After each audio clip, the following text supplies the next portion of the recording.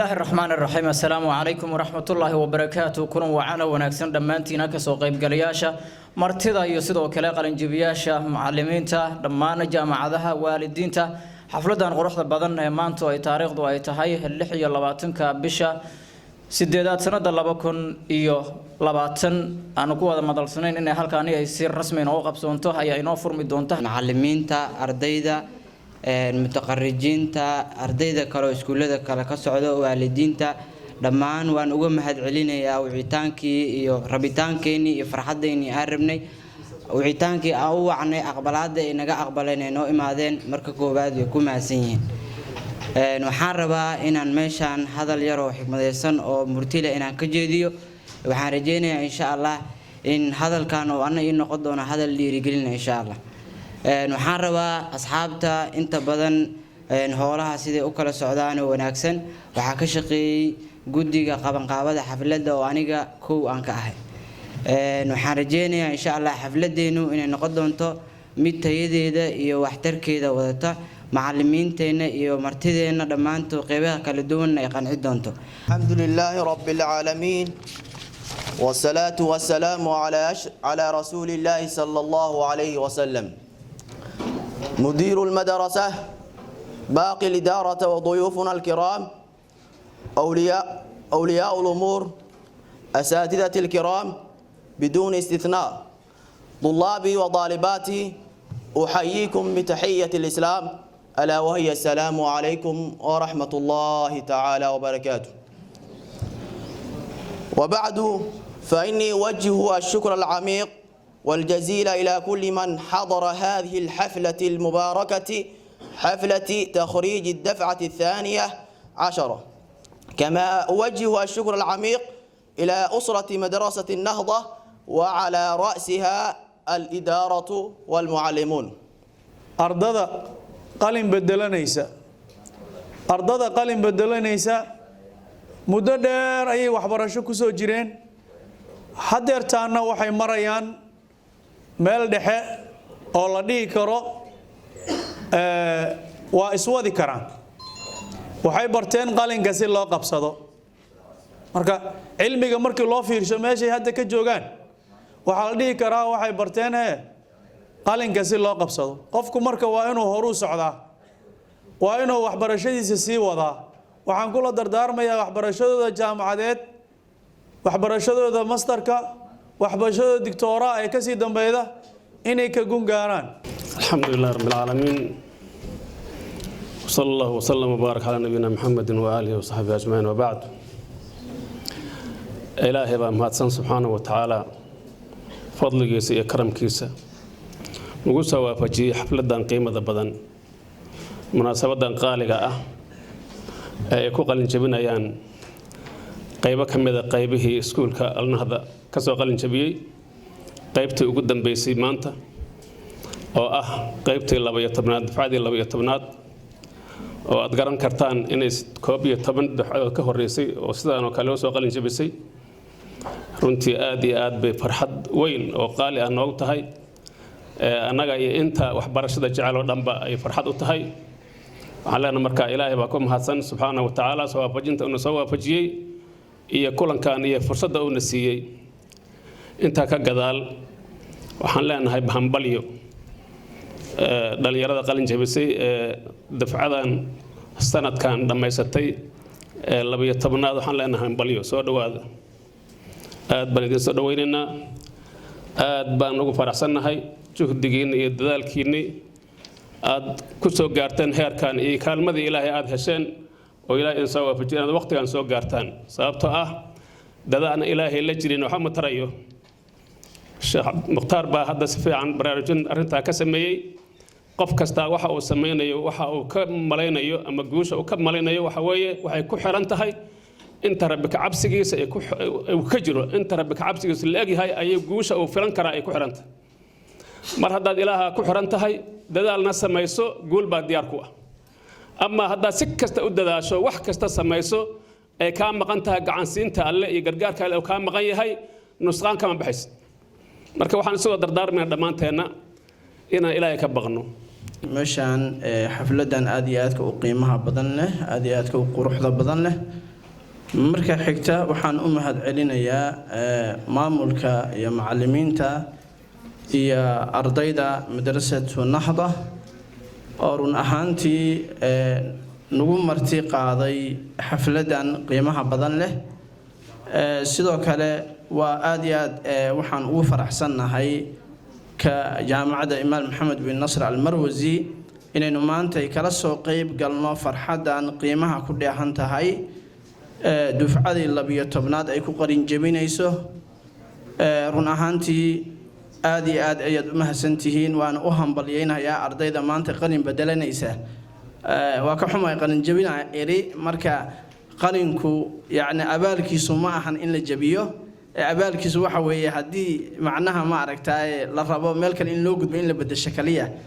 marka waa ka xumay taas marka taas haddaan ka gudbo run ahaantii jaamacadda waxyaabaha jaamacaddu waa jaamacad islaamik ah oo ka shaqeysa culumta shareecada iyo carabiyada oo aad iyo aad ma aragtay arrimahaas ugu xeel dheer waxaan isleeyahay xafladii hore aan ka qayb gali jiray wax badan ay ka duwan tahay xaqiiqatan marka loo fiiriyo hab maamuuska deganaanta akhlaaqda ka muuqato ardayda waan u qirayaa dabcan iskuulka Nahda oo ah iskuulada dabcan aan saaxiibka dhownahay ardayda dabcan waxaan isleeyahay maanta inaan idin hambalyeeno maadaama ay tahay maanta maalintiini ayaa nagu qasabtay inaan xafladiina aan soo ajiibno maantana macnaha aan idinkala soo qayb galno marka anoo ku hadlaya afka jaamacadda waxaan idin leeyahay hambalyo waxaan isleeyahay 12 dufcaad ka horeysay jaamacadda Salaam University inaan sheego ma rabo oo jaamacadda ka dharagsantihiin waaye oo ardayda idinka horeysa qaarkiin ee ka qalin jabiyeen dabcan dan qiimaha iyo qaayaha badan oo aadka u quruxda badan iyo farxad aan la wadaagaynaa ardayda ka qayb iskuulka Al-Nahda sidaas darteed waxaan meeshan ka sheegayaa inay macallimiintu yihiin tiirka koobaad oo waxbarashada aqoonta madaxda iskuulka Al-Nahda maamulayaasha iyo macallimiinta iyo ardada dhammaantiin waxaan rabaa inaan idin la wadaago hambaliyada jaamacadda Daar al-Xigma oo aan idin iraahdo hambalyo insha Allah qalin jabintiina guushan waxaan rabaa insha Allah inay guulihii aad gaari lahaydeen insha Allah bilow fiican u noqoto ilaahay waxaan ka rajaynaynaa guushan inay guulba guul idin sii dhiibto insha Allah guulaysataan iskuulka Al-Nahda dufcada 12aad ardada qalin jabinaysa ee dhalinyarada ah aniga waxaan xasuustaa iskuulka taariikhdiisa wax badan aan ka xasuustaa Al-Nahda muxuu iga bedelay aniga shakhsiyan iyo kelmadda labaad oo ah dardaaran walaalahay aan kula dardaarmaya Al-Nahda waa ka xumahay oo ka dardaaranaya macallinka isma soo gaarin macallin Cabdiraxmaan waxaa la ii geeyay anoo ilmo yara 93 dadka qalin jibinaayo ayagoo dhan ma dhalan yaa klaaska koobaad marka hamiga aan maanta aan hambaarsanahay iyo guulaha noloshayda aan gaaray waa meesha asaaska u ah bacdallah waalidkay iyo maamulka iskuulka xilligaas wuxuu lahaa dugsi hoose laakiin kadib waxaa lagu daray dugsi dhexe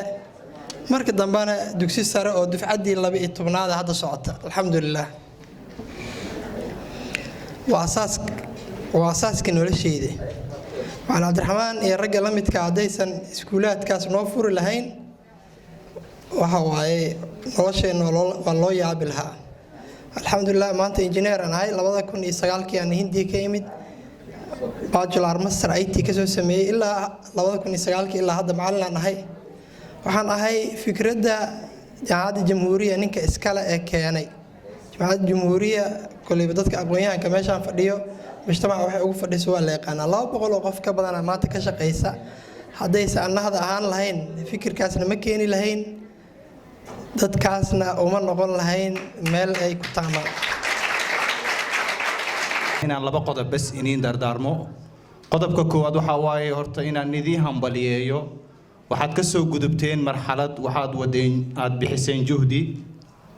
waxaan rabaa marka inaan halkaani hambaliyo uga jeediyo ardayda qalin bedelanaysa ee maanta soo dhammaysay marxaladda koowaad ee dugsiga sare iyo waalidiintii juhdiga kula bixisay ee la soo dadaashay waqtiga soo garab taagneed iyo macallimiintii isku bixiyay waqtigooda si dadkaan heerkan u soo gaari lahaayeen iyo maamulkii dhammaan intaayna isku yimaadaan qorsheeyay suurtagal iyo maanta si qurux badan inay arrintaani ku dhammaato magacaygu waa burhaan cabdulla guure waxaan ahay gudoomiyaha isu tagga dufcooyinka kala duwan naadiga ay ku dhisan yihiin naadigaas oo loogu talagalay inuu isku xir u sameeyo dufcooyinka kala duwan aniga waxaan ka tirsanaa marka dufcooyinka la hadal qaado dufcadii saddexaad ee iskuulka alnahda ka qalin jibisa ayaan ka mid ahaa maantana waxaa la maraa 12 dufco ah runtii waxaan rabaa inaan wax yar idinkaga iftiimiyo naadiga iyo habmaamuuskiisa iyo nidaamkiisa inaan wax yar idinkaga iftiimiyo maadaama wixii maanta ka dambeeya aad si toosa ugu soo beeri doontaan naadiga naadiga waa naadi isu tag ah waxaana iskugu tagay dhammaan dufcooyinkii iskuulka ka baxay ma aha kuwii koowaad ilaa hadda idinka ugu yar dufcahan marka la yiraahdo waa 12 dufco ayaa hadda naadiga uu ku dhisan yahay soo ma koobi karo maanta farxadeena iyo xafladda qaabka inoogu socoto waxaan rabaa ayagana inaan mahad celiyo oo aan rabaa oo guul u rajeynaa ardayda natiijo wanaagsan insha Allah ay ku farxaan inuu soo baxdo maadaama xafladii natiijada ay ka hor dhacday sababa jaamacadihii iyo waqtigooda oo soo dhawaaday waxaan rabaa marka labaad ardayda qalin jabinaysa oo ah dufcada 12aad inaan u hambaliyeeyo farxadana kala qayb qaadano farxaddu waxay ka mid tahay waxyaabaha haddii lagula wadaago bata haddii lagula wadaago oo lagala qayb qaato way korortaa farxadda waxaa ka soo horjeeda murugta haddii lagula wadaago way yaraataa cagsi isku yihiin marka farxadda waxaan la wadaagaynaa fasalka 12aad oo ah haddana dufcadii 12aad dugsiga hoose dhexe sare alnahda ka qalin jibinay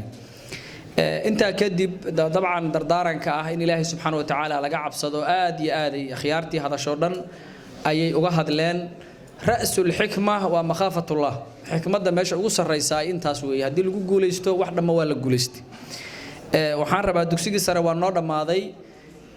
waxaan rabnaa insha Allah wax barashada inaan ku sii socono waxaan rabnaa inaan marka aad iyo aad u dadaalno